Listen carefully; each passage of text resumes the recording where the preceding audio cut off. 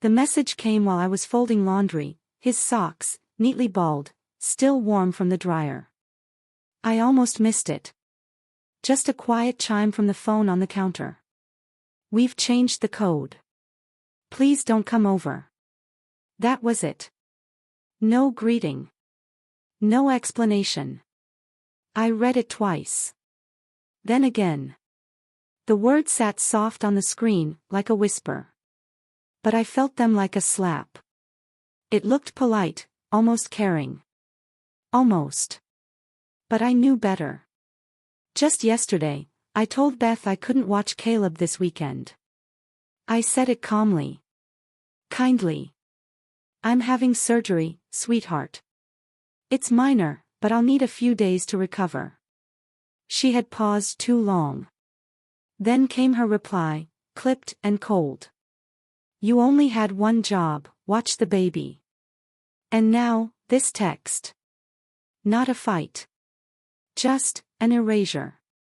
I stood at the counter, towel still in hand, the scent of fabric softener rising around me like steam. My chest tightened, not in anger, but in that quiet way it always does when I know I've been dismissed. Not argued with. Not debated. Just removed. I didn't reply. I set the phone down and turned back to the laundry, but I couldn't remember what I'd folded or what was still left. The towel in my hands felt damp again, though I knew it wasn't. My mind was somewhere else, caught between disbelief and something sharper. Something older. This wasn't the first time. Beth has always known how to dress cruelty in soft language, to serve rejection with a smile. When she was little, it used to come out in silence, the kind that lasted for hours when she didn't get her way. Now it came in texts like this, clinical, distant, efficient. I sat at the kitchen table, the one we bought when Harold and I first moved into this house. Still had the scratch where he tried to assemble it too quickly and the screwdriver slipped. He used to say it gave the table character. I never sanded it out. The kettle had long since cooled on the stove. I made myself a fresh cup of tea, even though I didn't want it, even though it tasted flat. She'd changed the code. Locked me out of their house. Their lives. Again. And for what? A weekend off. One single moment of choosing myself. I had given so much. Without keeping count. Without expecting return. When Beth called at midnight 3 years ago, sobbing about the mortgage, they were behind, she said, panicked, I sent the money. Harold had just passed, and I was still learning how to breathe without him, still waking up reaching for his hand. But I didn't say any of that. I just transferred the funds. When she went back to work after Caleb was born and couldn't afford daycare, I moved cities. Gave up my garden, my book club, the only neighbors who still remembered Harold's name. Started over so I could be nearby. Every morning at 6 a.m., I arrived with a packed lunch and a smile. Even when my joints ached. Even when my back stiffened from sleeping on their couch after too many overnight shifts. Because love does that.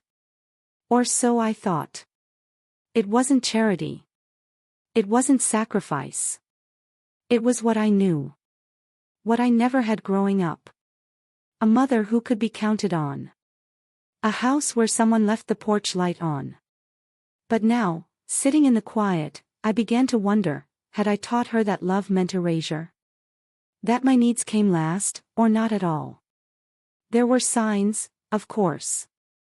Last spring, when I asked for one weekend to attend my high school reunion, Beth said, "Well, who's going to watch Caleb?" as if I had asked for something indulgent. When I explained that I hadn't seen my old friends in decades, she blinked at me, confused. "You still think about that stuff?" At the time, I let it go. I always let it go.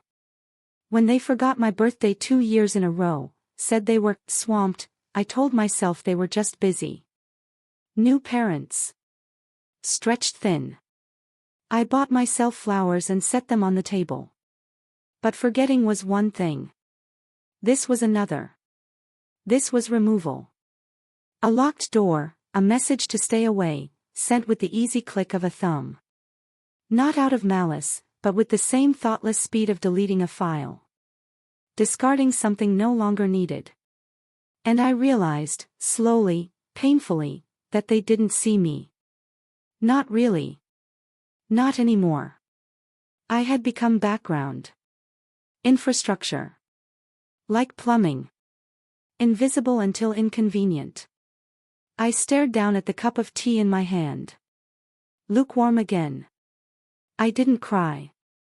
The tears had stopped coming years ago, I think. Around the time I sold my wedding ring to pay for Sophie's braces.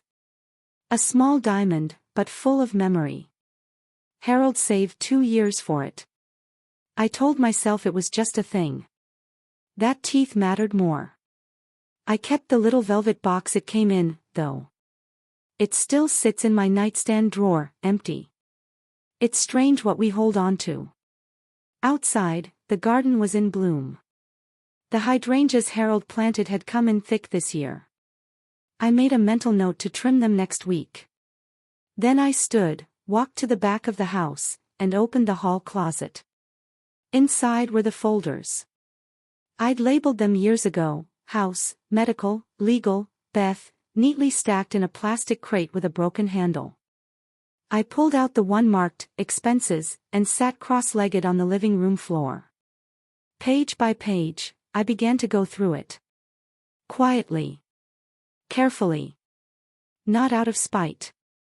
Out of clarity. Let me know if you'd like me to continue from here or make any adjustments. The papers felt heavier than they should have. Receipts, bank statements, carbon copies of wire transfers, most of them with dates scribbled in the corner in my own handwriting. I had forgotten how many times I'd stepped in. Forgotten, maybe, because I had made it so easy for them to forget. The first entry, $600, dated April 2014. Beth's final semester of college. She called crying, her stipend had been delayed, rent was due. I wired it that same afternoon. Then, $2,200 for their first apartment. Security deposit, moving truck, a new crib. She sent me a photo of the empty nursery afterward, walls freshly painted, sunlight streaming in. I had stared at it for a long time. $1,500 for emergency car repairs when Mark was commuting to night classes. $850 for a broken refrigerator. $3,200 for the first dental surgery when Sophie cracked a molar. I wrote every amount down. Not out of bitterness, but because Harold always said, someday, you'll need a record. He believed in documentation. I believed in family. There were 123 transfers in all. I counted them twice. And only one thank you card. A small one. Cream-colored. From Beth, after the wedding. The note was brief. Couldn't have done it without you, Mom. Love, B. No mention of the $9,000 I gave them for the venue deposit. Or the fact that I let them use Harold's life insurance payout to cover the caterer. I stared at that card a long time. Then set it aside. This wasn't about guilt. I wasn't chasing apologies. I was looking at the truth, finally, without flinching. For years, I thought I was being generous. Helpful. Present. But somewhere along the way, helpful became expected. Generosity became invisible. I stood and walked to the kitchen, the light shifting softly through the lace curtains. I had made this kitchen a home, painted the walls, replaced the handles on the cabinets, kept the stovetop spotless. And yet, when Beth came over, she brought her own snacks for Caleb. Said my pantry wasn't toddler-friendly. I opened the drawer beneath the phone, where I kept odds and ends, paper clips, spare keys. There it was, the business card from Harold's old attorney. Worn edges, gold lettering faded. I had called him once, 3 years ago, after Harold passed, to help with probate. He'd been kind. Efficient. Quiet in the way of men who've seen too many families splinter under the weight of unspoken resentment.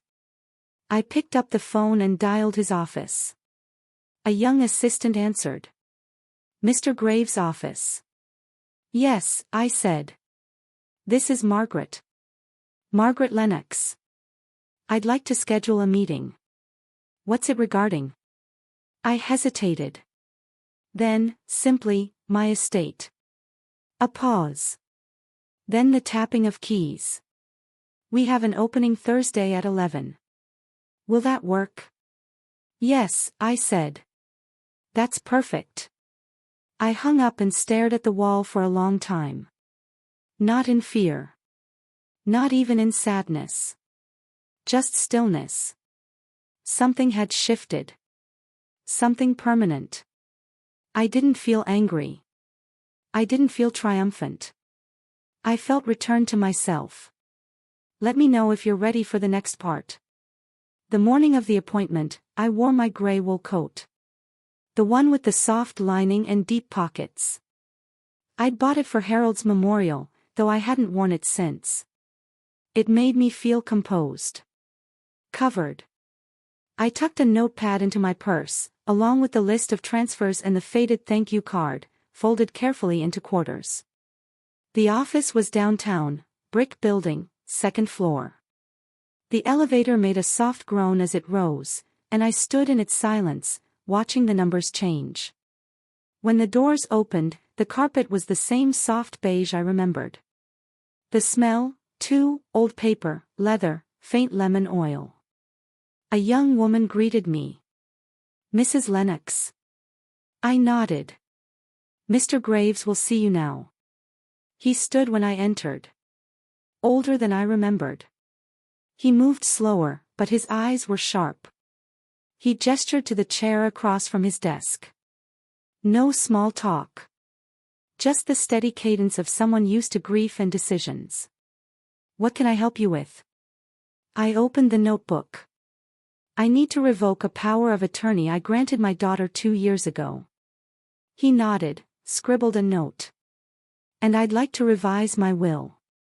Everything is currently set to go to Beth and the children, but I'd like to make some changes.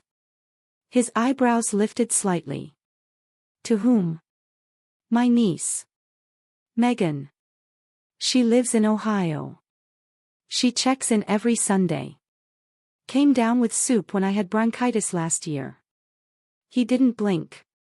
Just nodded again. Do you want to exclude your daughter completely? I hesitated. I want to leave something for the grandchildren. A modest account, held in trust until they're of age. But Beth and Mark, no. I want that clearly stated. Understood, he said, already typing. Any charitable bequests? Yes. The women's shelter on Maple Street. And the library fund in Harold's name. He looked up. You're sure? I smiled, but it didn't reach my eyes. I'm more sure than I've been about anything in a long time. It took an hour. He printed drafts, marked revisions, outlined steps. When we were done, I stood and reached into my purse. I unfolded the thank you card. Placed it gently on the edge of his desk. He looked down at it. A souvenir? He asked. A reminder, I said. Of how easy it is to feel used when love is offered without limits. When I stepped back out into the sunlight, the air was cooler than I expected. Brisk, but not unkind. I stood on the sidewalk for a moment, watching traffic pass. The city moved around me, people with their own stories, their own moments of erasure or resolve. I felt steady. Not vengeful. Not triumphant. Just, whole. That afternoon, I called the bank. The woman on the other end was chipper. How can I assist you today?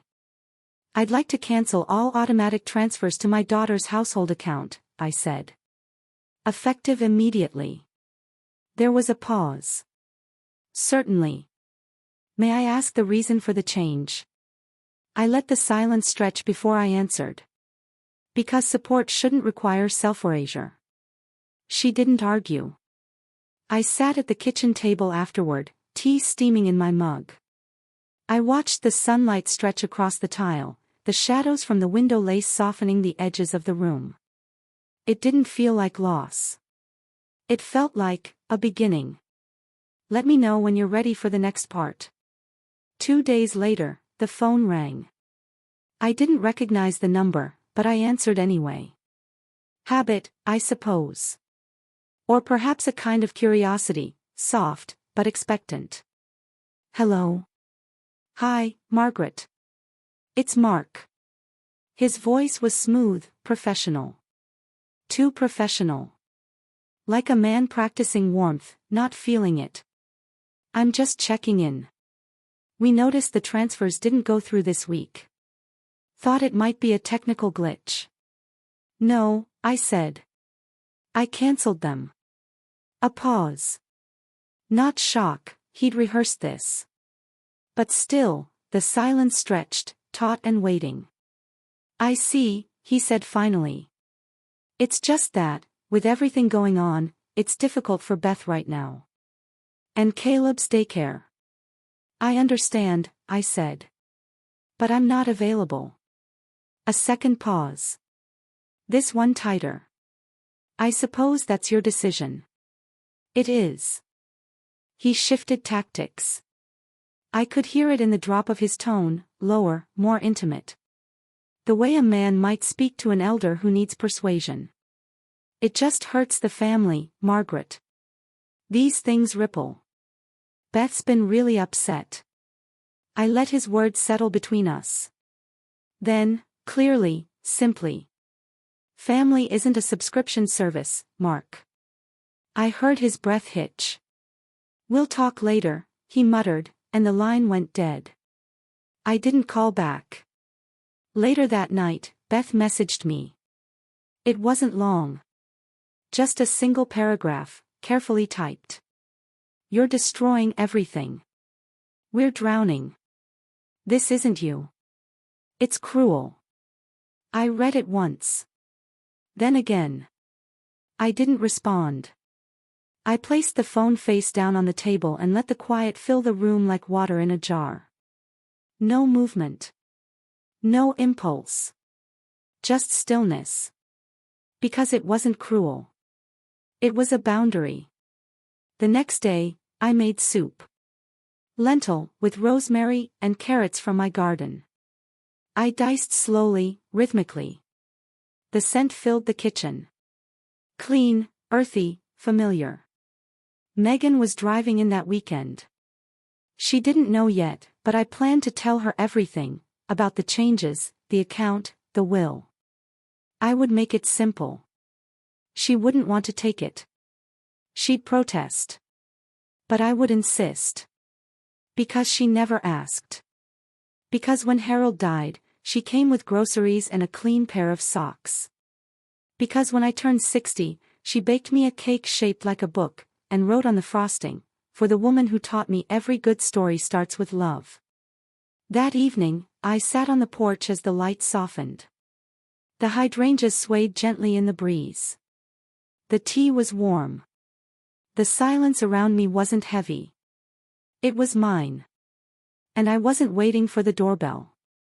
I wasn't waiting for apologies. I had stopped waiting. Let me know when you'd like the final segment. The letter came on a Tuesday.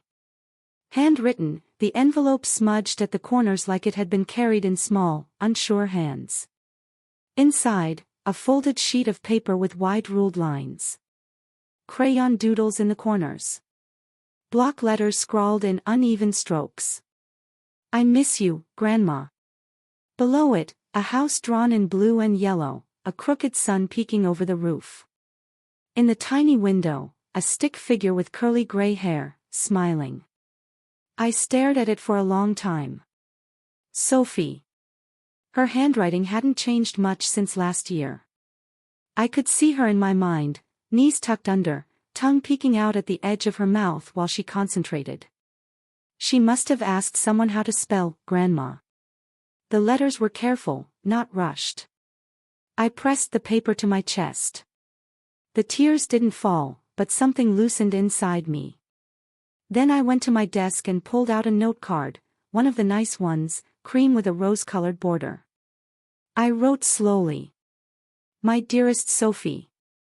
I miss you too. So very much.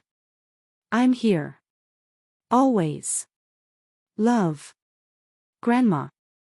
I didn't add anything else. No explanation. No hints. Just enough for her to know that the line between us hadn't broken. I sealed it, addressed it in careful script, and placed it by the door. That evening, I lit the porch lamp early. Just for the warmth it cast against the window. I sat there, tea in hand, wrapped in the quilt my mother once made. The one Beth said was too faded for the guest room. It smelled of cedar and sunlight. The garden was quiet. The air held the first hint of autumn, cool, crisp, the way Harold used to like it. He always said fall made everything clearer. It shows what was real all along, he'd say, raking leaves into neat piles. I sat with that thought. Not bitter. Not triumphant. Just, quiet. Somewhere inside the house, a timer clicked off. The lights dimmed in the hallway. And for the first time in years, I didn't feel erased. I didn't feel like a mother on call. A placeholder. A background character in someone else's story. I felt like the author again. Because choosing yourself, especially after a lifetime of being asked not to, isn't cruelty. It's courage. I sipped my tea. The stars were starting to show through the treetops. And I let myself imagine something new. Not the return of what was lost. But the slow, steady arrival of what was mine all along. 3 weeks passed. Then, a knock. Not urgent. Not loud. Just steady. Human. I opened the door and there she was, Sophie. Her small hands clutched the hem of her jacket, her backpack too big for her shoulders. Behind her, the neighbor's car idled. Megan leaned across the passenger seat and waved. She said I could come, Sophie whispered, eyes darting up to mine. I stepped aside, my hand trembling only a little. Of course. Inside, she stood in the entryway, fidgeting with the strap of her backpack. I knelt slowly, eye level with her. Did your mama know you wrote me? Sophie looked away, then nodded. She said not to, but I missed you more. That cracked something wide in me. I gathered her close. Her hair smelled like apples and school glue. She held on tight, like she hadn't had arms to collapse into for weeks. We spent the day as if no time had passed, cinnamon toast, flower pressing, a walk to the mailbox. I let her pick which mug we'd use for cocoa. She chose Harold's. I didn't correct her. At dusk, Megan came in with groceries. No explanations. Just a smile, and a hand on my back that said, I see you. That night, after Sophie fell asleep in the guest room under Harold's old quilt, I stood at the kitchen sink washing the cocoa mugs. Outside, the porch lamp flickered. The garden was asleep for the season. But I was awake. Wide awake. They hadn't broken me. Not Beth's cold erasure, not Mark's polite cruelty. I had drawn a line, and somehow, miraculously, the ones who truly saw me had found their way across it. I dried the mugs slowly, placed them back on the shelf. I wasn't alone. Not anymore. And I wasn't invisible. I was a woman who had chosen herself, and in doing so, had made space for love that was real. Not obligatory. Not transactional. Just real. I turned off the kitchen light and looked out across the yard. The wind was picking up, rustling through the hydrangeas. But inside the house, everything was still. Still, and safe. Tomorrow, we would make pancakes. And maybe, just maybe, I'd finally sleep without that old ache in my chest. Because she came back. Because I did too.